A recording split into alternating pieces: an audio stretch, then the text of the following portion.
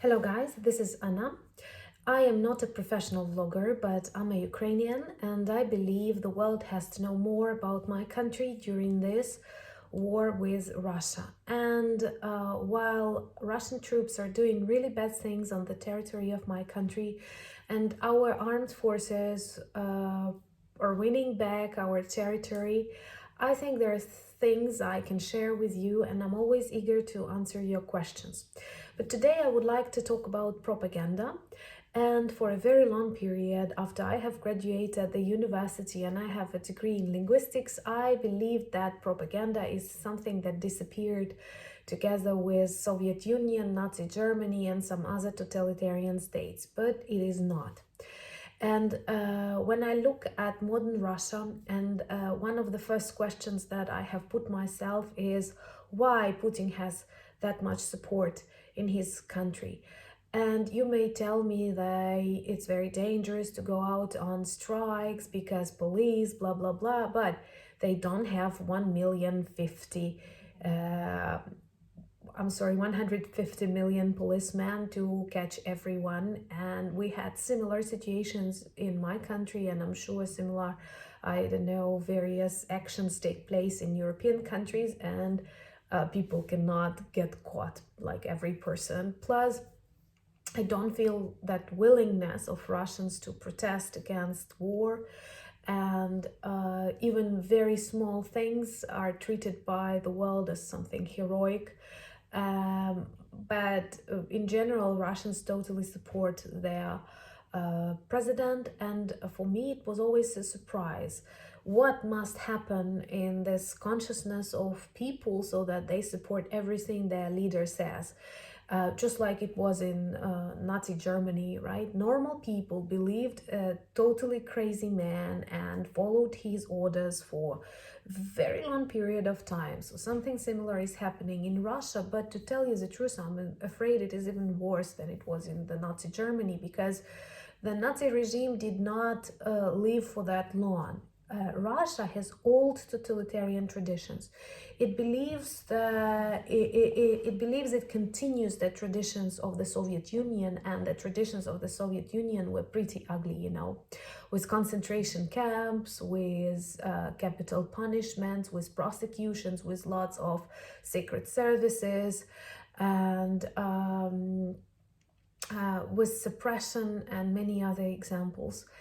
And this is what they recreate in their own country and want to recreate in my country, but they won't be able to do that because we are a nation that needs freedom and will fight for this freedom and is actually fighting for. And there are lots of examples that help us see that Putin perhaps copies Hitler to some extent. For example, that letter Z that they use to mark their tanks and their planes, and then you see small children in kindergartens recreating letter Z when lying somewhere on the snow, and it looks just like pictures of Hitlerjugend, even less stylish, more Russian-like, and it is totally unbelievable. When you watch Russian TV, they don't accept any other opinions and they do not quote anyone. And when they show something from Ukraine, for example, our cities under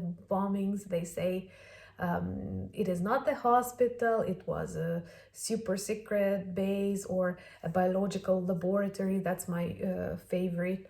Or but very often they create special videos of their leader, President Putin, surrounded by similar people. For example, they imitate his trips or whatever, and you can recognize people who are always around him.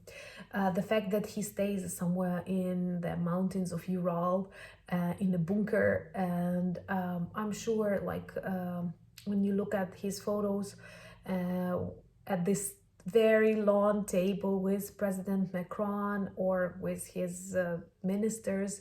Of course, it is something totally weird, but totalitarian leaders, they do like making this distances with the rest of the world.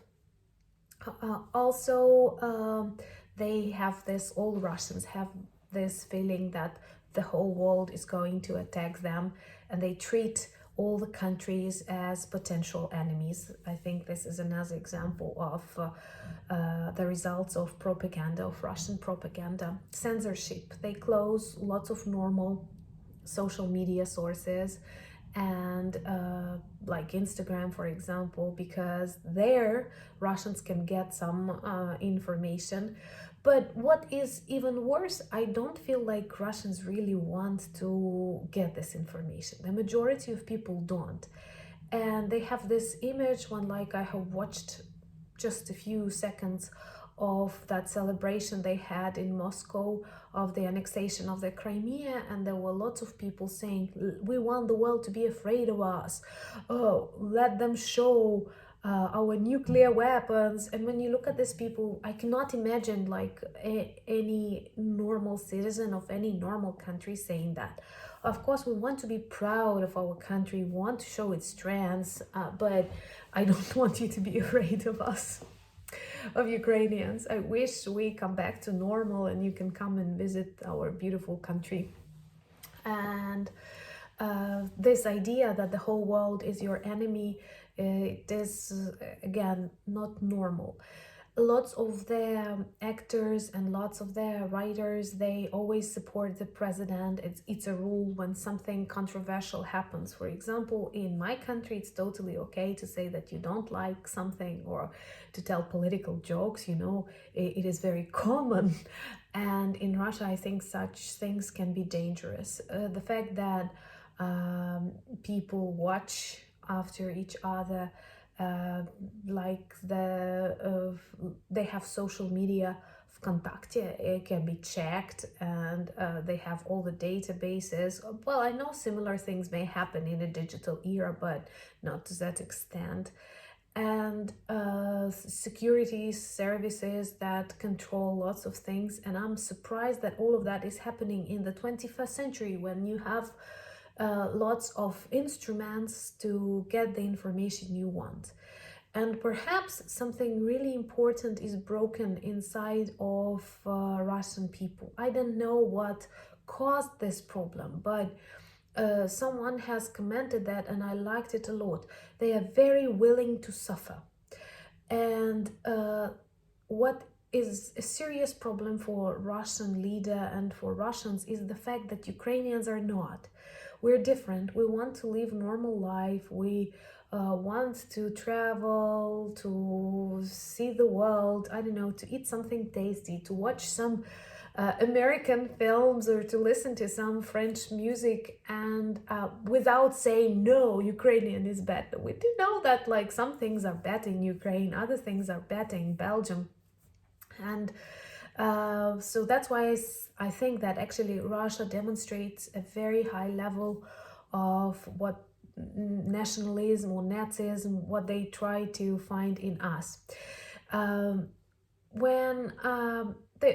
things that causes problem is the very existence of Ukraine. That is a problem for Russia because we show that alternative way of development of a post-Soviet country. Once again, not ideal, but a country with open borders, a country that allows its citizens to speak whatever they want, a country that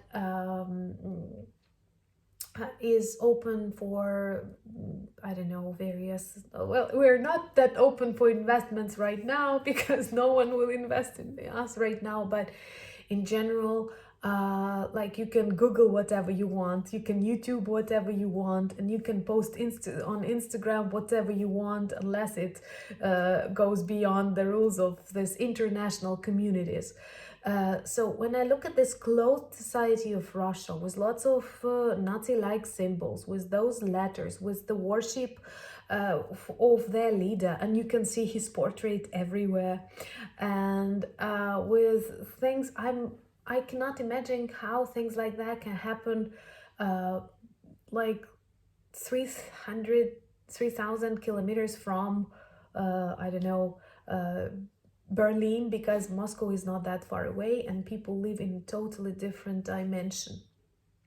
And I think that this dictatorship and this closed totalitarian society is a problem for the whole world, because they try to create this alternative reality and they start believing this alternative reality where violence is a synonym to strength, but it is not. Anyway, I don't watch a lot of Russian television shows because I cannot tolerate that and I don't see any reason. But I think it is very important that the world sees this difference and realizes why we are fighting against Russia and actually support us in everything. Thank you very much. Ask your questions. I'm always willing to answer them. And Slava Ukraini!